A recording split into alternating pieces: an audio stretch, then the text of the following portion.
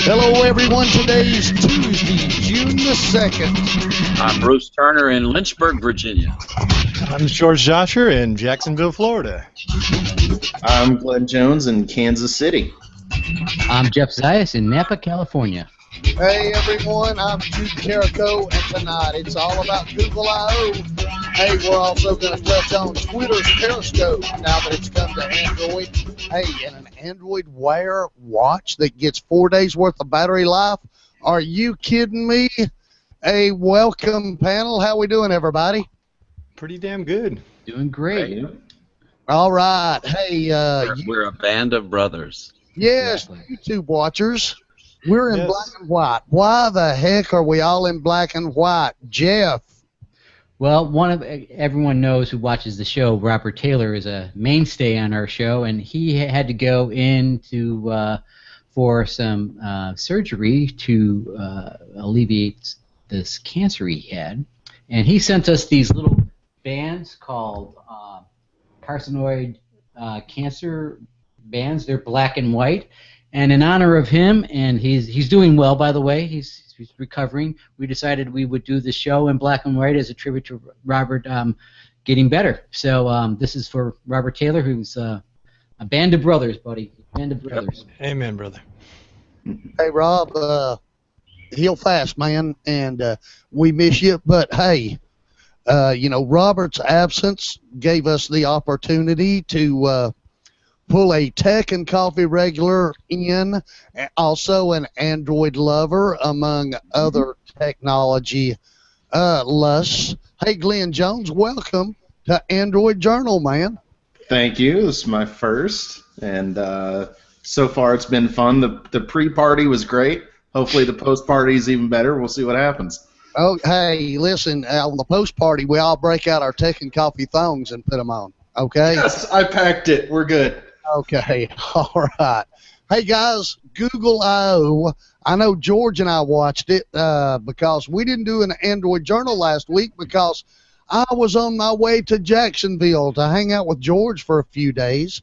But George and I watched it live. Bruce, I know you watched it. Jeff, did you catch the live broadcast? I did not. I caught the commentary on, basically the stream and then The Verge and some other places, so Mashable.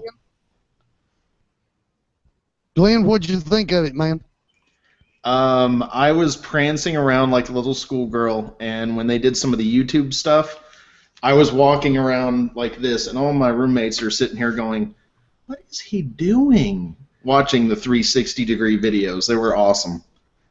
Okay, I'll tell you what, man. I'm just going to go down the line. Want to get everybody's thoughts out of the gate. We're going to talk about Android M. They gave a little preview of Android M. Basically, we're going to get a lot more control on app permissions. They're going to be easy to give individual permissions and to change them later on should we change our mind. Of course, it's going to be more Chrome within the apps. Bruce, what did you think of Android M? I wonder when I'm going to get it, if ever. It looked great, and I'm kind of stuck. And you guys know I mentioned this last broadcast. I'm on a carrier with AT&T. I've got 5.0.2, and it's giving me nothing but trouble. I have to restart my phone at least once a day, usually twice a day. And I'm kind of caught in that limbo between Google and my carrier about I'd love to have 5.1.1 and experience some of the fixes. So I want anything that's going to make my current situation better. And I'm hoping when they talk about all, and there's some great things about Android M, even the ones that you just described. But quite honestly, what I'm looking forward to is I hope M doesn't leak like Lollipop leaked, when it first came out. So I'm hoping to get it. I'm hoping that because my phone is still less than a year old, that I would be eligible to get M, and maybe my carrier will skip right over. I think M is going to be released is it in July or what? No, I think it's on up in the fall. Traditionally, On the fall. Okay. But hey, Glenn, Bruce, Yes. brings up a very valid point. You know, right after Google I/O, we learned that Lollipop is on about 12% of the Android devices throughout the world. Okay, Mm-hmm. most of them are still running KitKat. About 2/3 of the Android phones out there, the 800 million, billion, trillion Android devices, 12% of them are running Lollipop. About 2/3 are running KitKat. Yeah. You know, Bruce is saying, I don't know if I'm going to get the latest and greatest or not. Of course, you know, he could root, but to root, he has to root. He shouldn't have to do that. Mm-hmm. Do you see this? Because, you know, you're not on here a lot. I know what the other guys think. Do you see this as a problem for Android? I definitely, I'm a rooter. Every single device except for my Nexus is rooted. I think that the not being able to get the updates as quickly is kind of hurting Android a little bit, meaning that they introduce these new great features, but it's going to be about a year before the manufacturers go, oh, okay, here's that update. Here's what you were promised. I agree with Bruce. You know, his phone, I would say, is hopefully going to be in that group that gets the update. But it's starting to hurt manufacturers more and more when they want to make it their own, and yet it's, you know, they're taking so long to do it that next phone has just come out, and, you know, now people are like, well, screw this old phone, now I've got to go get a new one. Yeah. That's just not working for them. Okay. Hey, going on down the line here, we're still talking about Android M. It's going to have much better battery life because of this feature that it's calling DOZE, D-O-Z-E. And basically what this is going to allow it to do is, you know, a lot of stuff, like with iOS. If you open up an app in iOS and then you move on to another app, in 10 minutes, that app you had open closes, it goes away. Okay? Yep. And Apple does that to maintain battery life. And it sounds like that with these permissions and this new feature called DOZE, it's going to go into a deeper sleep. So when it's sitting idle, it's going to be using much less battery. Jeff, what do you think of this feature, man? Is this something much needed on Android? Is it the answer to a lot of prayers when it comes to all-day battery life? Well, I think it's an answer to a lot of prayers. I would think, and it's a smart thing to do. But you know, it's getting back to, you know, M in particular, or Lollipop, or whatever operating system Google puts out. It's always in the future. You know, we are going to deliver this. This is our plan, and this is where we're going. But they never really just say, you know, it's out right now as of the end of this week. At the end of the show, you'll be able to do this. So I think they're just trying to, you know, build momentum a little bit. But obviously, anything that does battery life is great. And deep dozing, or whatever you want to call it, you know, hibernation, sleep, doze. Yeah, of course it's going to be great. And again, but then that, you know, and I think to just dovetail on a little bit about, you know, manufacturers want to get in on board. I think some of these other things are going to force them to want to do that. Like you said, the battery life, number one, and what we're going to talk about probably coming up, you know, Google Now on Tap is a huge thing.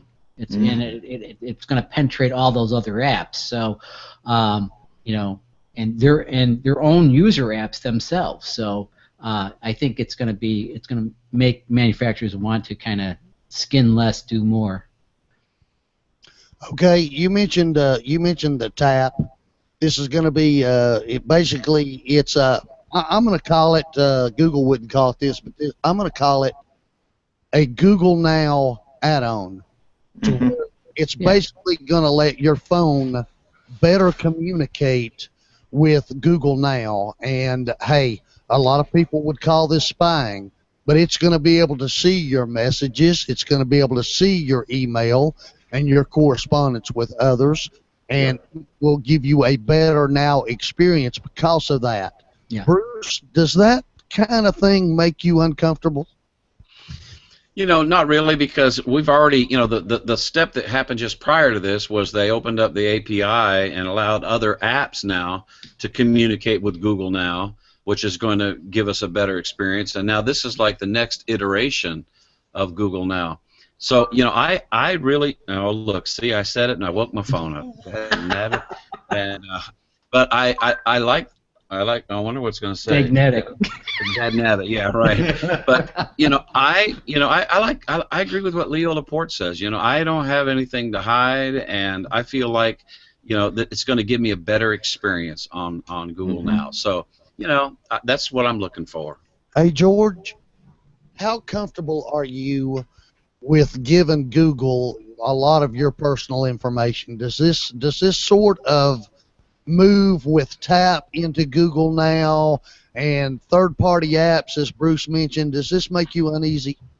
Actually, it doesn't, because I'm kind of already doing it anyways with almost every other Google product, and I really don't have all that much to hide. Some people might be very uncomfortable with it. For me, let's see what it brings. To be honest with you, I'm not sure what things we're going to see out of it in the future. And how, because it's probably going to better enhance some other features in Google that are coming that we haven't even seen yet. And didn't also they announced on Android N there's going to be a totally new permissions system where you can go in and fine-tune permissions on different individual apps?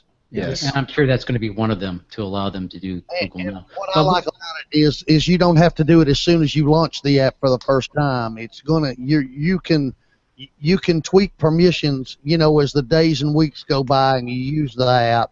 Right. It sounds like the way that Google set up the API, you will be able to do it both from the app and from the settings. Yeah. But what the cool thing about the on-tap thing is that predictive analysis. When it knows, like, say, you're in this app, when you say, who is this, it knows you're listening to a song and you want to know the song's title and all the information. Or if you're getting something like an email or something, it's going to, you say, who is this? It would probably know.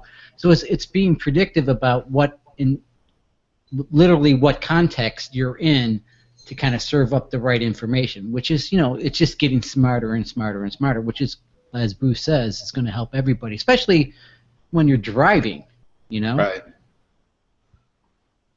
Yeah, I'm excited to see what's going to come of that. All right, hey guys, listen, this was probably the biggest news for me to come out of I/O. I think we all expected it. I know I predicted it, but the Google's photo app. And I'll just tell you right now, I was so impressed that, you guys, because you hang out with me a lot, you've seen my dog Sadie. So, I got the app on my phone, the new Photos app on my phone, but then I opened up the web interface from my Chromebook, and I just searched for dog. And every picture that I had ever taken of my dog, my son's dog, my wife's dog, all appeared within that first search. I was so impressed.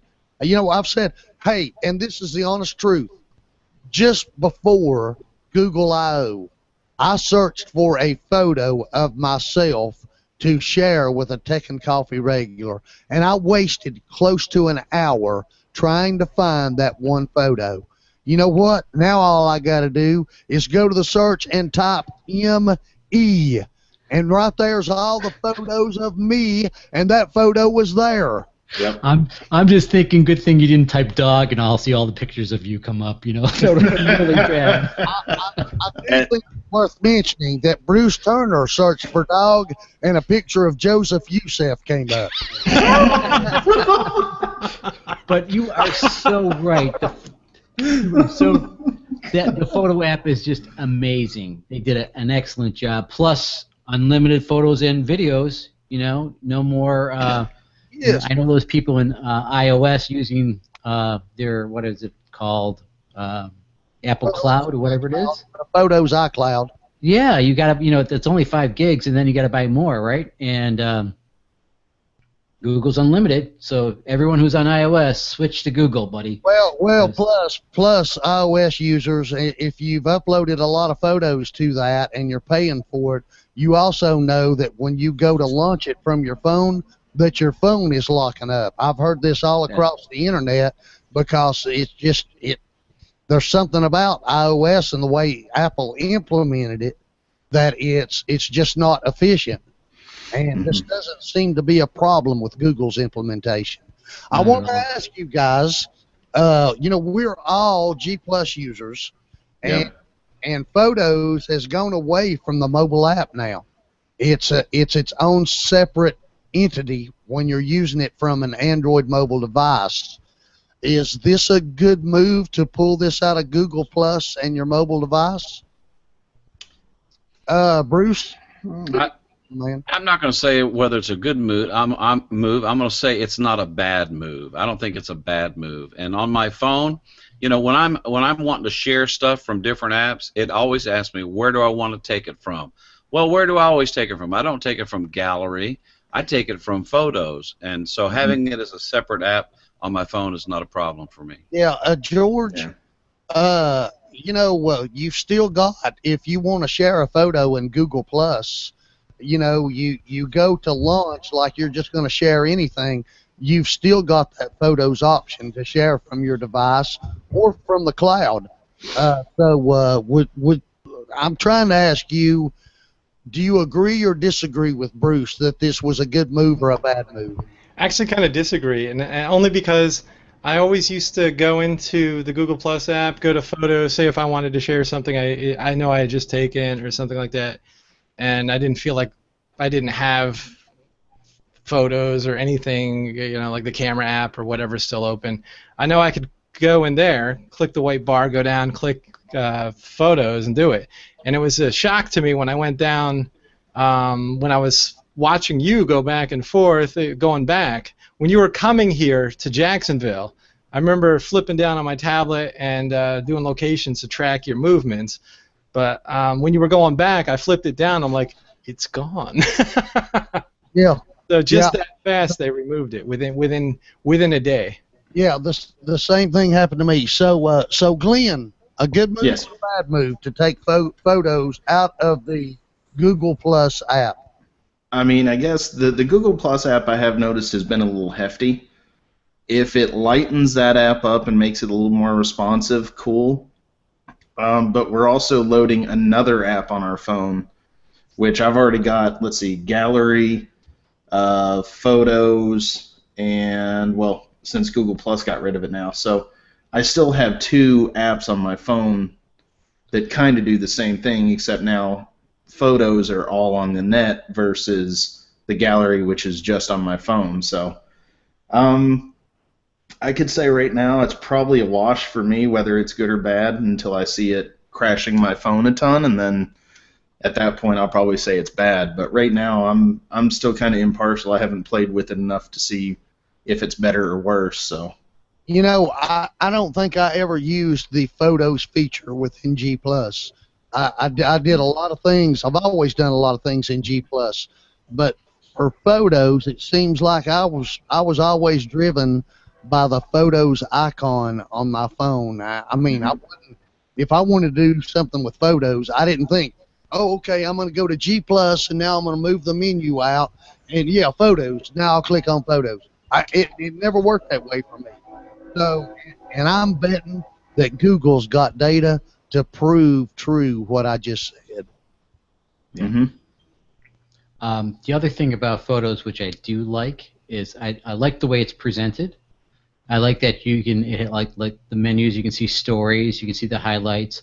But I love the idea that you can do the auto awesome. So you can create your own. You could do like a burst shot and create motion really quick with the auto awesome feature on the Photos app, which you could do before, but it's very, very cool, and I think I like it better actually. So I think it was a smart move, just to chime in.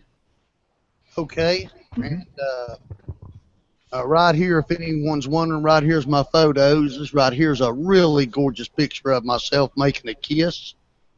Ooh, that looked like something else. Here's what I was talking about. I've gone into search mode, and there's pictures of everyone in my family and places. And look here. Here's one that says Jacksonville. And if I click on Jacksonville, there are the pictures that I took while. Now, Duke, you're supposed to get rid of the booger check picture. Yeah. That one you're supposed to get rid of. Oh, like I say, I'm proud of that one. You know, I weighed that booger, and it was 3.4 pounds. Yes. We're not going to go there. But yeah, I found this one interesting. This was from last year's Hurl, and it says cashiers, but it's not cashiers. It's Klingman's Dome, and it's some pictures that we all took while we were up there at last year's Hurl in on the top of the mountain there in Gatlinburg, Tennessee. You know, I got to tell you, I'm digging this black and white rendering of photos. You know. Yeah, but anyway, hey, photos is really cool. And really quick, to tell you what I'm talking about, I searched for a dog, and there right there's what I get. There's even an auto awesome or two of my dog. There's a picture of you. I searched for dog and got goats. Yep. Yep, and like I say, it's not perfect because, well, or maybe it is because Bruce searched for the same thing, and there was Joseph in a big hairy blanket. Maybe in Kentucky they don't know the difference between goats and. Now, this one's pretty impressive because this is under dogs, and it does have a dog on the back of the truck. Surprisingly, it came out pretty well. Interesting. So I think that the consensus of the panel is Google did well overall with what it's done with photos. Yes. Yeah, I mean that was one of the highlights of the I/O. You know, besides all the techie stuff that is really more a developers conference. Oh yes, it's at Google I/O it's supposed to be developer centric. Absolutely. So real quick, just some other things. We saw offline maps and some Chrome functionality for working a little better offline for developing countries. And I will just mention that this was really the only Chrome OS news to come out of I/O. Last year's I/O, Chrome was, I'm going to say, the center of attention. And they demoed how you could run the Android apps within Chrome. This was not even mentioned this year whatsoever. No, not at all. Yeah, so, but yeah, hey, listen, Google Maps, being able to function better offline, that might be for developing countries, but there's a lot of people in America that can win when they can use their maps offline. You know what I'm saying? Yeah. That'd be awesome. No data plan needed. All right, man. Listen, Android Wear, they gave a pretty hearty segment to Android Wear, but I found no news in their Android Wear. 5.1.1 had already been released to several Android devices, and this was more of just a recap of what they had already done. Did you guys, what were your impressions over the Android Wear segments? Hey, George, what did you think? Well, I'm a Pebble guy, but actually it looked pretty interesting, and actually I may look into getting an Android Wear device when. Hey, Best Buy and Amazon have the Moto 360 right now for $149. Is that not right? That's right about right, yeah. So. Still like my steel, my Pebble steel. Okay. Just wait another 6 months. Will be $50. But then if Robert Taylor was here today, he'd be like, "You got that out of a vending machine?" Hey, Bruce. Brillo is something I use to clean my nasty bathroom. What did you think about the Brillo announcement? Of course, this had been rumored leading up to I/O, but they kind of confirmed it that it's just another layer of Android that's going to be specific to devices within your home. What was your impression of Brillo and the other platform called Weave? Well, yeah, I think both of them are inevitable. I mean, like it was said, Jeff said this is a developers conference, and I think being able to control devices in your home, we're in the very beginning of that. With the Next thermostats and other types of things that you can get. So I think it's wise for Google to move further into this Internet of Things, I believe they refer to it. I think in the same vein, I feel the same way about Android Auto. A lot of automakers announced about Android Auto. The first ad I saw was for Hyundai. So I think moving into this home car, I think that's a good place for them to be there. So I'm excited about that. Yeah, I think Google has a vision. Glenn, what did you think about Project Brillo? That was part of the video that I didn't catch too much of, other than for the most part, I don't know. I'm still kind of wary of some of the features, but I like the Internet of Things. I can't wait for my my refrigerator to tell me, "Hey, I'm low on milk," while I'm driving down the road with my Android Auto. But I don't know. I'm kind of hoping to see a little bit more information on it before I jump on. Okay, Jeff, back in 2011, Google announced at Google I/O Android at Home, and they did a demo or two of Android at Home. Is this not just a rebranding of that Android at Home concept? I think they've gotten smarter and decided that they built they're calling it the lower layers of Android. So it's probably the underlying structure of Android, the interoperability of things, and they're just using that instead of maintaining all these different sets of code bases, they maintain one at such a low level and then kind of bring that through on all their stuff. So it kind of makes sense for them to kind of go that route. I'm not a big, I don't have a Nest thing. I don't want one. But it's all that stuff is beginning. Home like Glenn was saying, home automation in terms of your refrigerator, talking to your phone, talking to the pizza place, or going online and ordering pizza for you, or whatever it's going to do. I think that's kind of interesting stuff. It's still very pie in the sky stuff, but I could see them getting into way more into like the security aspect. Monitoring who's in the house, who has access to the house, keyless entry into the house based on your watch, knowing that you're coming in, things like that, and those notifications. So I could see all that stuff kind of talking together, where if there's an intruder in the house or something, it locks certain doors, or it does these things. So I could see that more of the security aspect, but not. Hi, I need a quart of milk, and I'm driving. It's going to order that. So I think the next mode will be some kind of, I would see it more in a security kind of way, for me. Okay.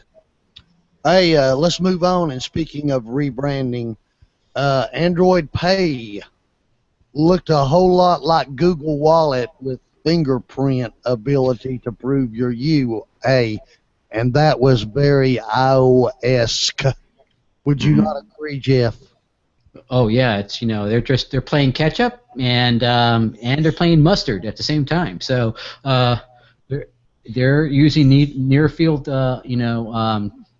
communication to tap it to pay. Pretty much the same model as of Apple Pay, same technology pretty much. It's just going to be who has the bigger dominance, and I could see it work to Google's favor because all this. It sounds like, first of all, I talked earlier about all those devices still running KitKat. It's going to be compatible with KitKat. If you have NFC, yep, why not? Yeah. Yeah, and AT&T, Verizon, and T-Mobile are on board, and Google has promised 700,000 stores when they go live. Okay? So it definitely, should this be true, and Google said stuff before that hasn't always been exactly true, but should this be true, hey man, this is looking like a winner. Yeah, of course. Yeah, they're going to make money. Money. Question. Okay, this is a Samsung Galaxy Alpha, and my home button is a fingerprint sensor, but it's not the same fingerprint sensor as is on the newer Android phones. Is my fingerprint sensor going to work like the newer ones are? Where you just put your fingerprint on it. Mine, I have to swipe. Is mine gonna work with Android Pay? Yeah, I don't know the answer to that, because your fingerprint sensor runs on software developed by Samsung. Yeah. And Google they're baking in Right. the fingerprint sensor into the next version of M. So I think probably what it's going to come down to, Bruce, if M is pushed to your phone, it's going to be up to Samsung, or maybe, if you're really lucky, the first time you go to use it, you'll get a pop-up window that will ask you which app you wish to use the fingerprint sensor, Samsung or Google's.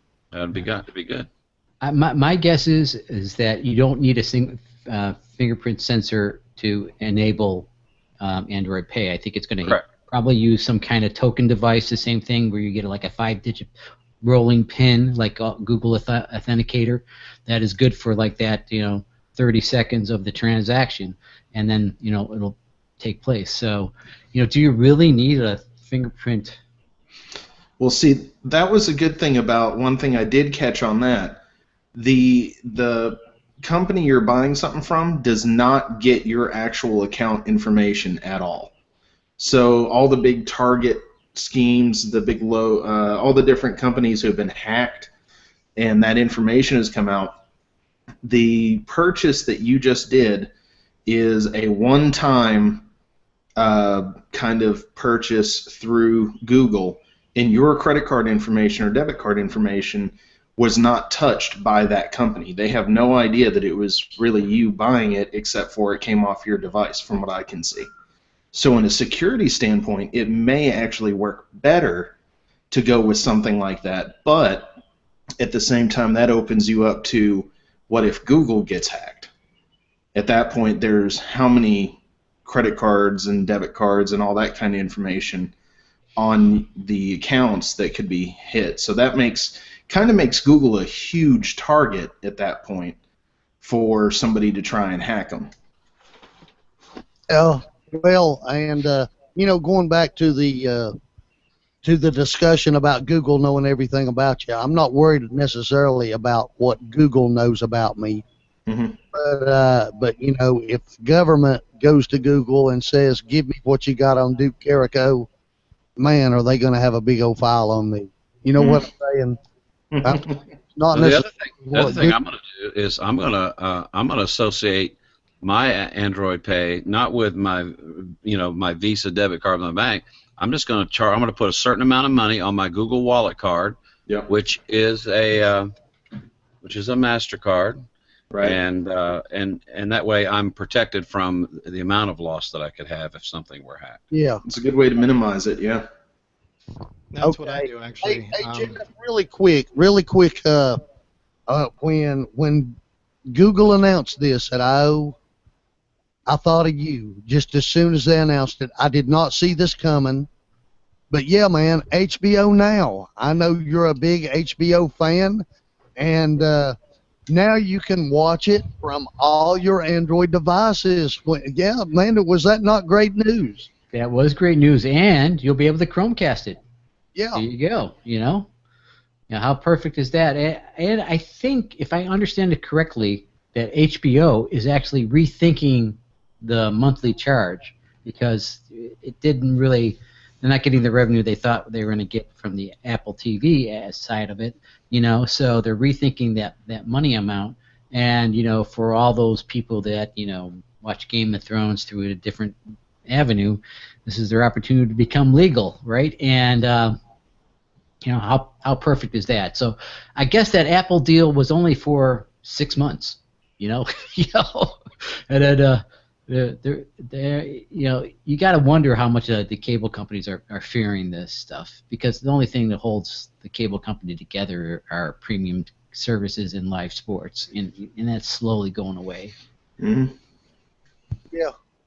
Okay. Hey, listen, virtual reality was a pretty big deal at Google I/O this year. And we got another version, I'm going to say a supersized version of cardboard.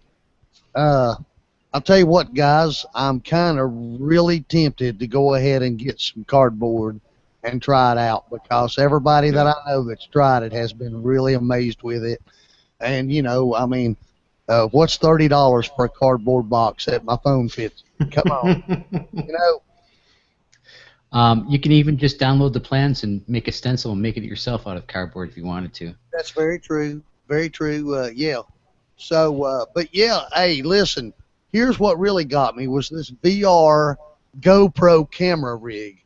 I'm Oh, 360 thing, and they're even going to give you plans, Jeff, on how to build that. So, just I'm gonna go down the line, man. Were you guys impressed with the VR GoPro camera rig? I wasn't. The reason why I wasn't, GoPro is coming out with their own version. It only takes 6 cameras, and they'll stitch it together, and who knows, they might even you know, put it into their own.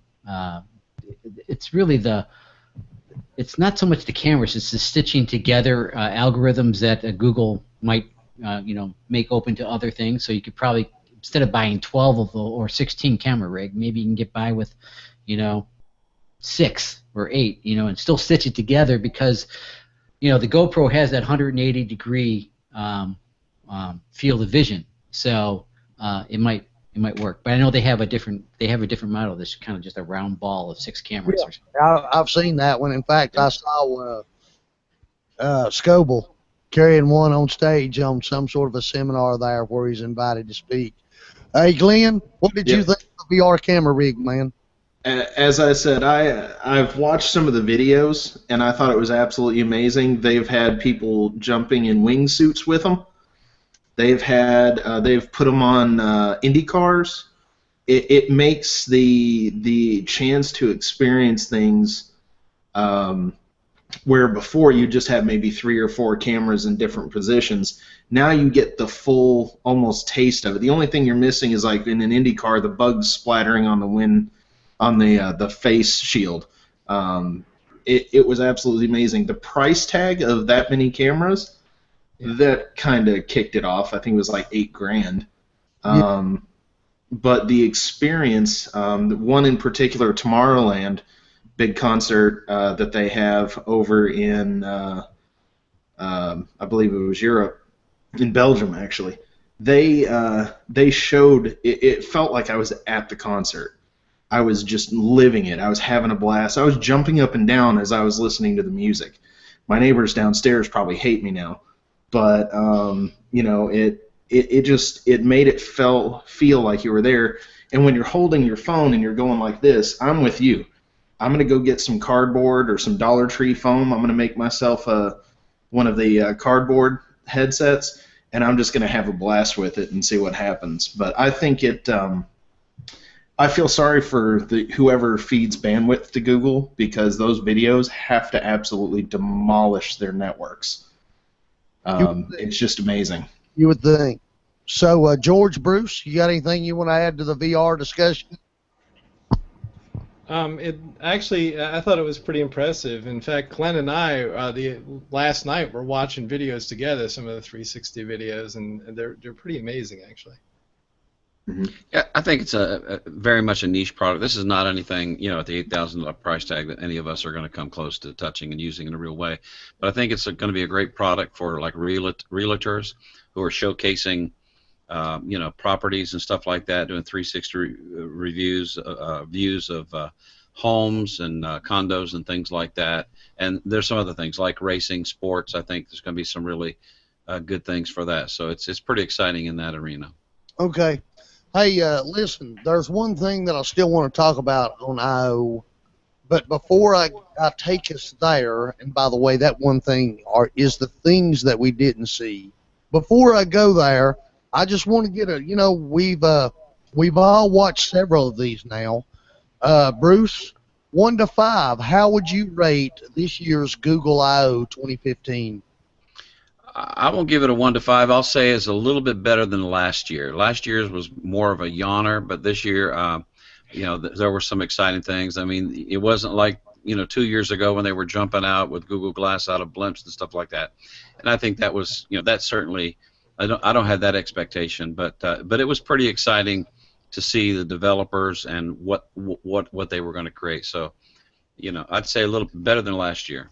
Okay. So what's the number? George? No what number. do you think? 1 to 5. Give me what do you feel? I give you a 4.5 because I thought it was too short.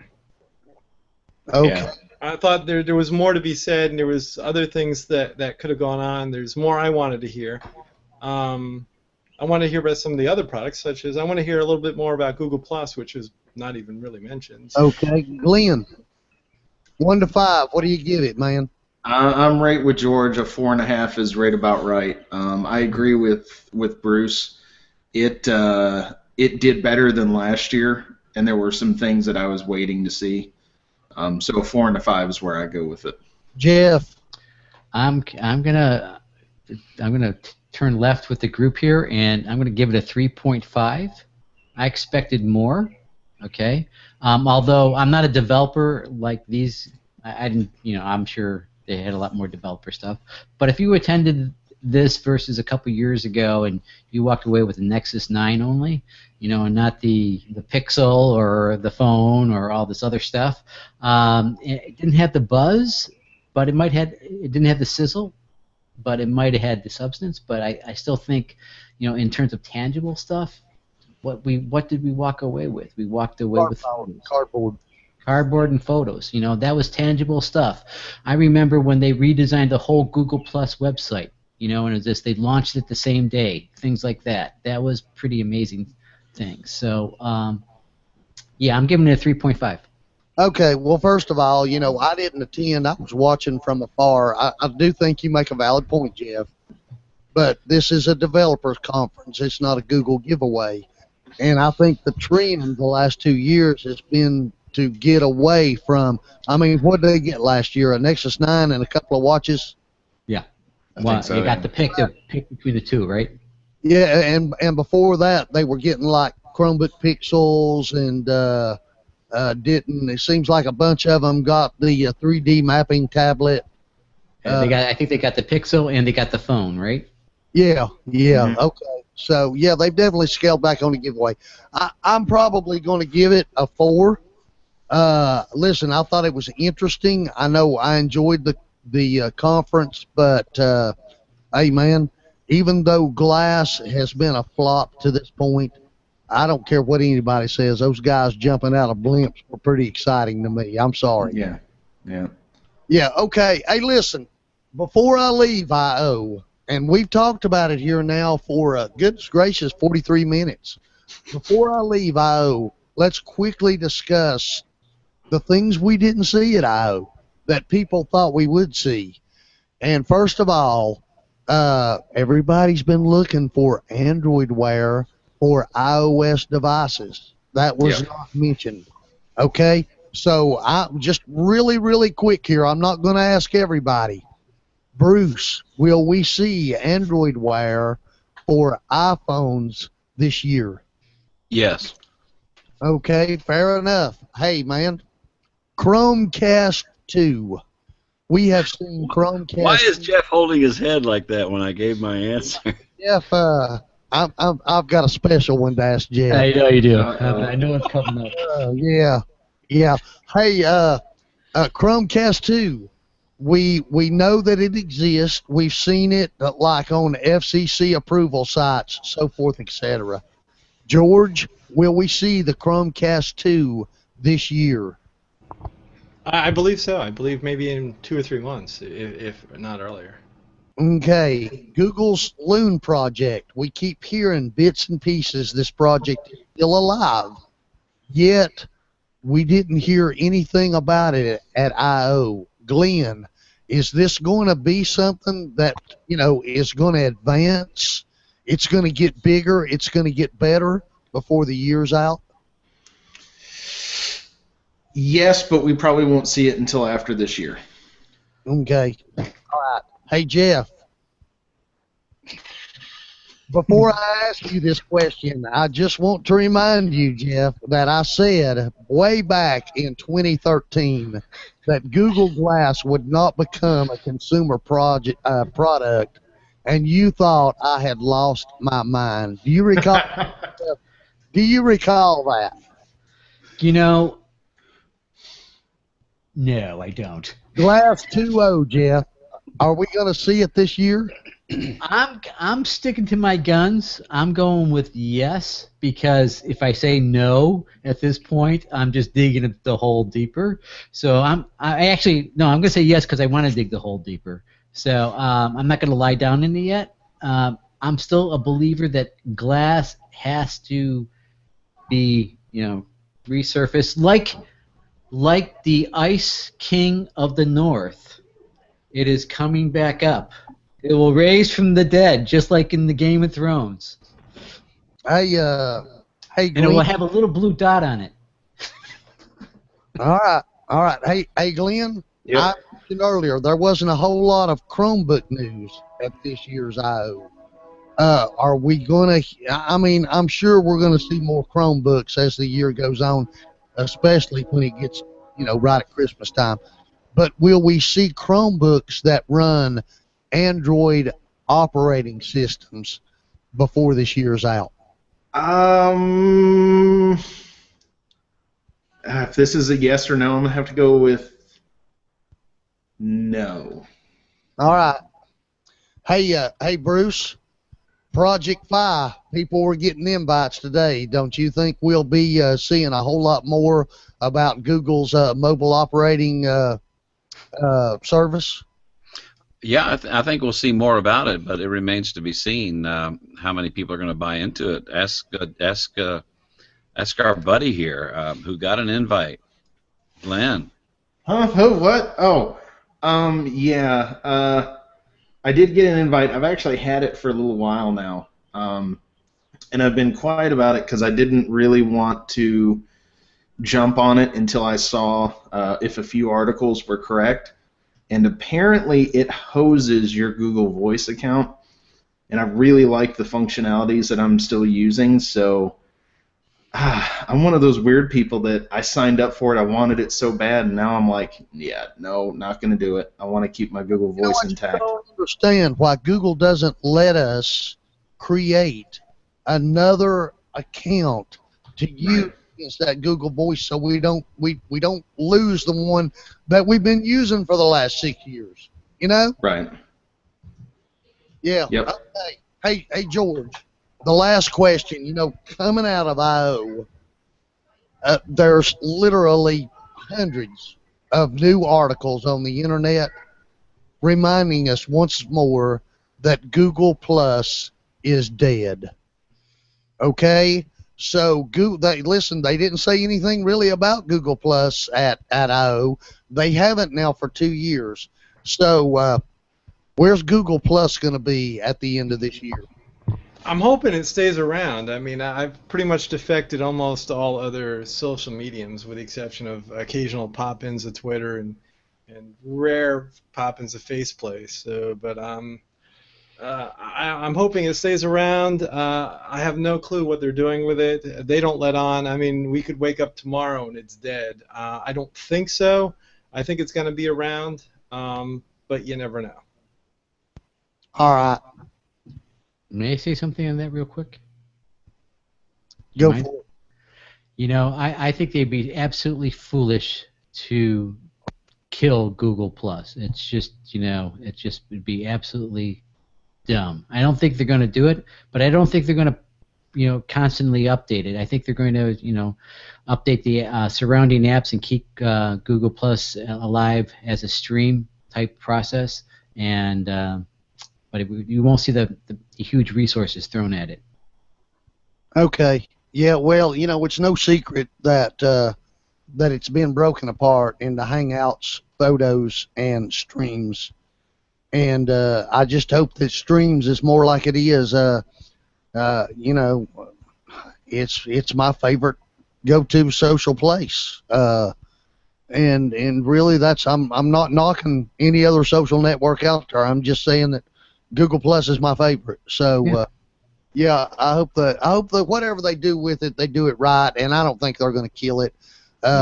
We keep getting new features. Yeah, we got one taken away, and the link where your name is, okay, and a lot of people are trying to read into that Google's dead, but yeah, we'll see about that.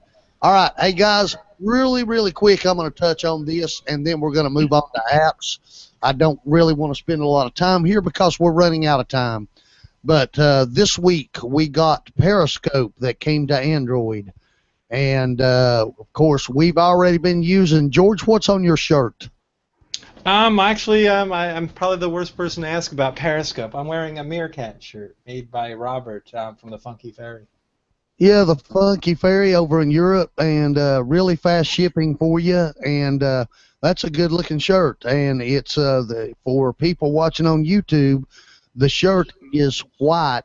It's a black T-shirt with the MeerKat, and his Twitter username is white, and not because we're in black and white.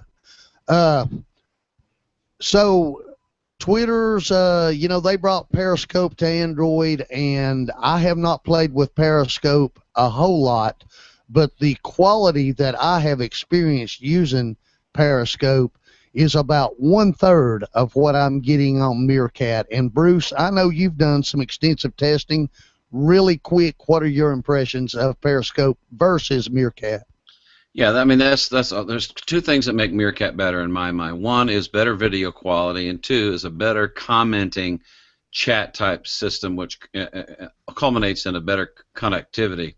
I actually MeerKatted from my seat in the worship team. I play acoustic guitar in a worship band, and I had my phone on there, and I MeerKatted the entire worship session.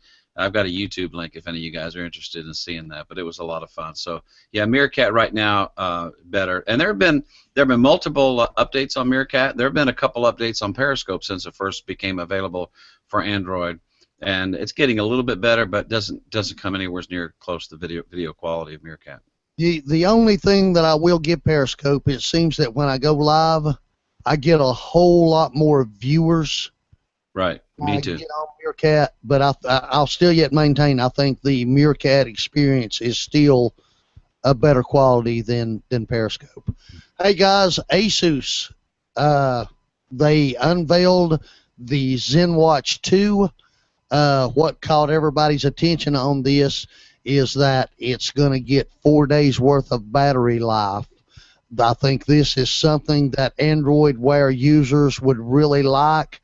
They're probably jealous of Pebble users, George.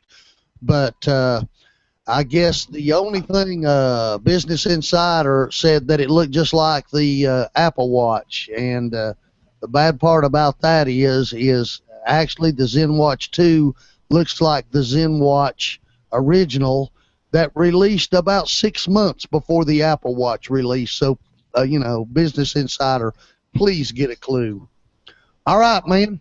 Hey, we're getting ready to move into the apps section, but really, really quick, I want to tell you folks who we are.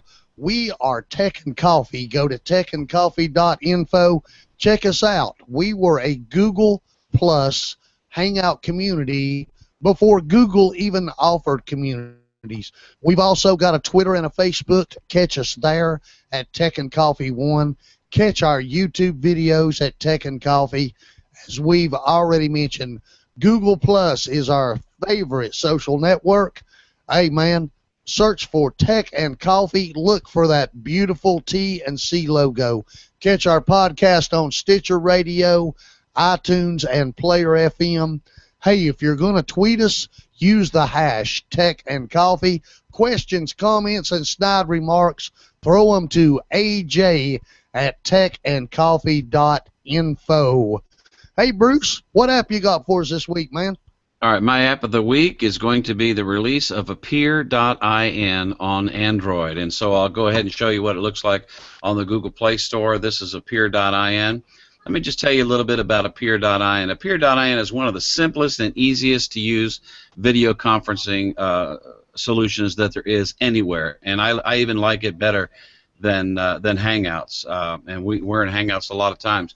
I did a premarital counseling session using Appear.in. On the browser, all you have to have is Chrome, Firefox, Safari, or Opera. Just can't use Internet Explorer because Microsoft does its own proprietary thing with its implementation of HTML5.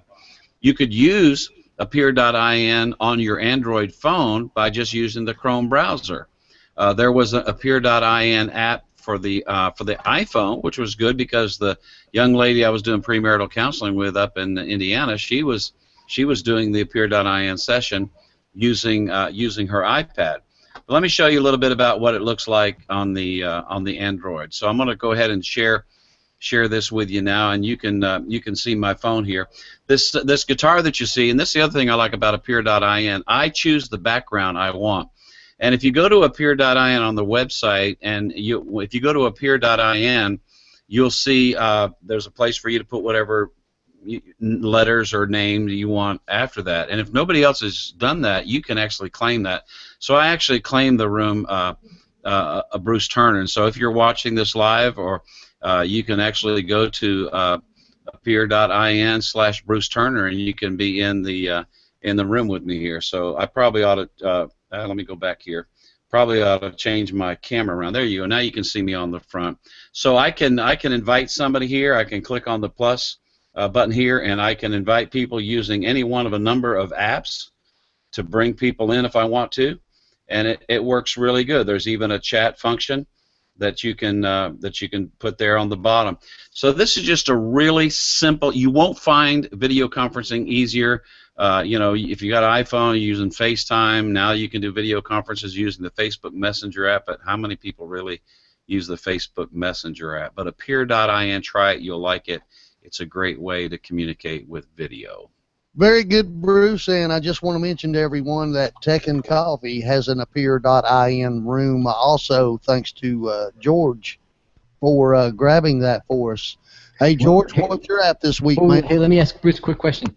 Hey, is there an iOS Appear.in app? Yes, there is. So that's a great solution to, instead of people using FaceTime for an Android device, instead of using Skype, this is probably a lot more efficient than Skype. So. Cross-platform, absolutely. HTML5 supported. Good point. Good point. Hey, George, what you got, man? I got two apps because I'm going to take up Jeff's time because I don't think he's got any great apps this week. So, sorry, Jeff. I got two apps. One that you covered a while ago, but when we were talking down here, when you were down here, you showed me an app because I take photos and stuff. And it's called EYEEM, and here's kind of a preview. And all my photos are actually in black and white, so there is no difference for anyone viewing this. But basically, I take pictures with my SLR or DSLR or whatever, actual film stuff that I've scanned and put over here as well. It's really kind of cool. I've actually discovered some local people that also take photos because of this, and shared common interests because people actually write back to you and stuff. But because of this addiction, okay, and we've already covered this app, it's a really cool app. Because of this addiction, I had to get something that would take raw files from my DSLR instead of running back home and converting them on my PC to convert them on an Android device, so I can hook up my camera to this. So I found a really cool app, and I'm going to pull it up here. And this app is called Slingshot. Okay, and it looks like any standard file browsing app, but what it really does, one of the hidden features, or one of the really main features of this, is it takes the raw files off a DSLR and converts them back to a JPEG. So then I can take those, edit them, and post them up from my tablet. So I thought that was a really cool feature. It is $5.49. There is a free version up there, but it's very limited. So I said, what the heck, $5.49, and just went with it. So it's a really cool app. So how do you get it from your DSL to your What I do is I have one of the, the little USB adapters we bought for our Nexuses. I take that and I take the USB, and it actually sees it. It goes in, and the really cool thing, there's a little hidden feature I didn't know about the Pro version of this. It also sees shares, and Bruce is holding up one for anyone watching the video. And basically, it's a micro USB to an actual female USB. And then I think it's an OTG adapter. That's yeah, correct. OTG. And then I shoot with a Pentax. I've been shooting with Pentaxes forever. So that even back in the film days. So Pentax has a really special cable on theirs, but it does come out to a standard USB cable. So it allows me, and it does see my camera. But one of the other hidden features I've noticed about this too is it sees Windows or Samba shares across your network. So if you're on your network and you want to pull some files over or move stuff back and forth from your tablet, you can do it with this as well. Very good. And yeah, listen, guys, Instagram is a fun app, and it's a great social sharing app. But one thing that I learned about IM way back in the day is it seems to be a better app if you are a photographer. Instagram is more about what I'm eating, and IM is more about what am I shooting with my camera.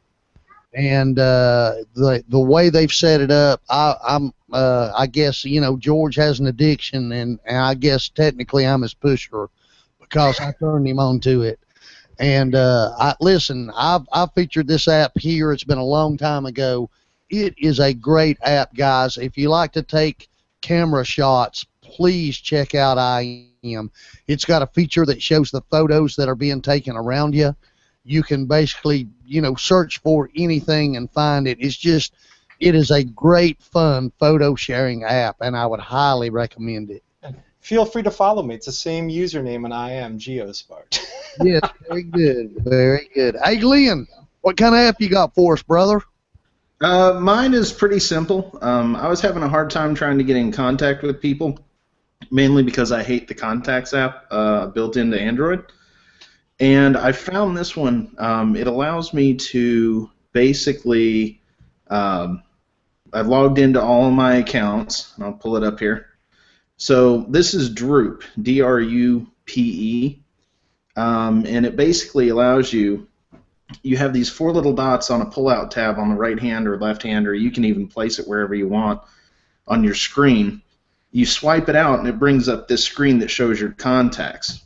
You just basically click or press and hold drag a contact to whichever app you're wanting to send this person a message, and it allows you to go ahead and just message them that way instead of having to try and find them in your contacts, and then figure out how you want to contact them or going to the app.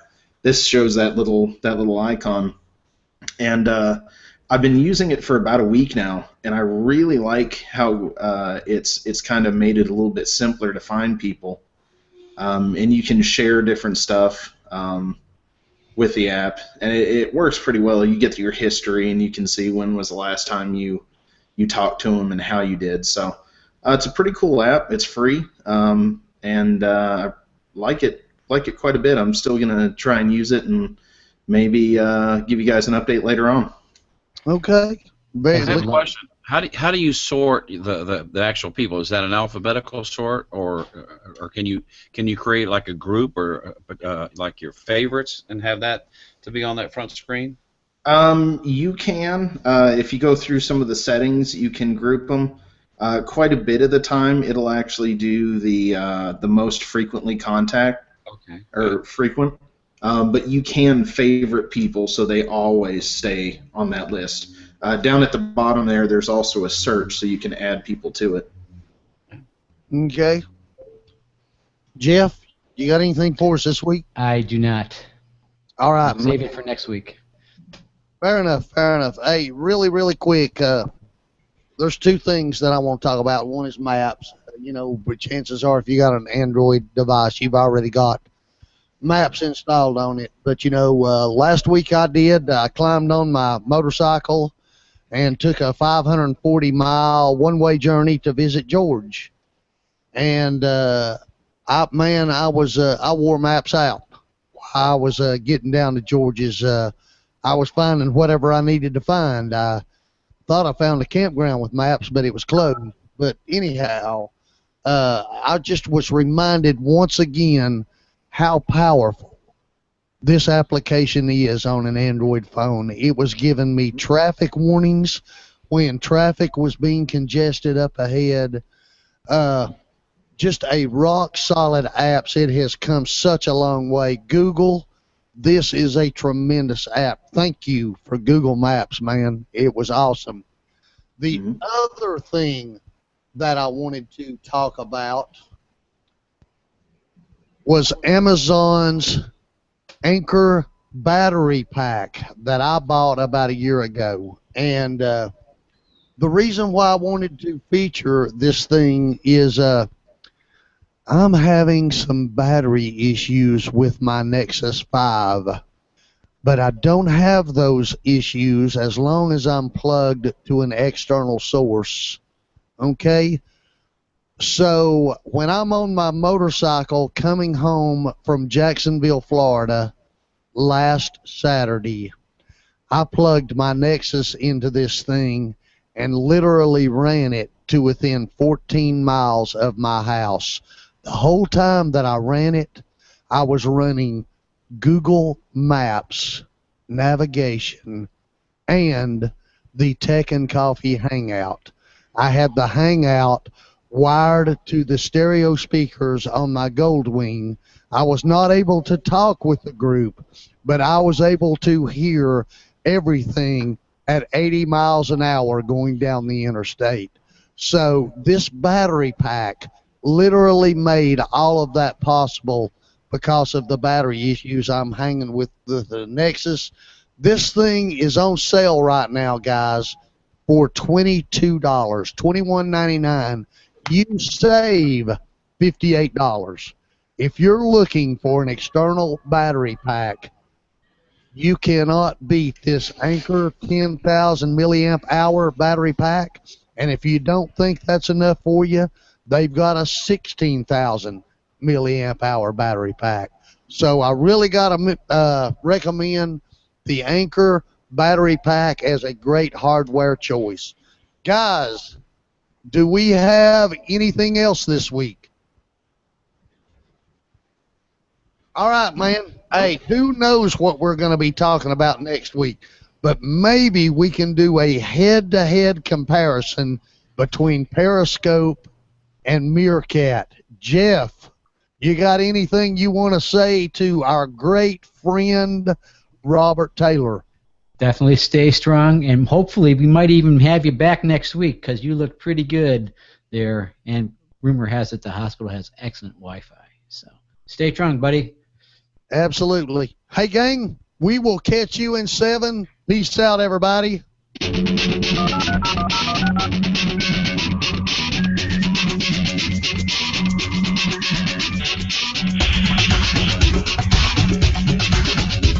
Bazinga.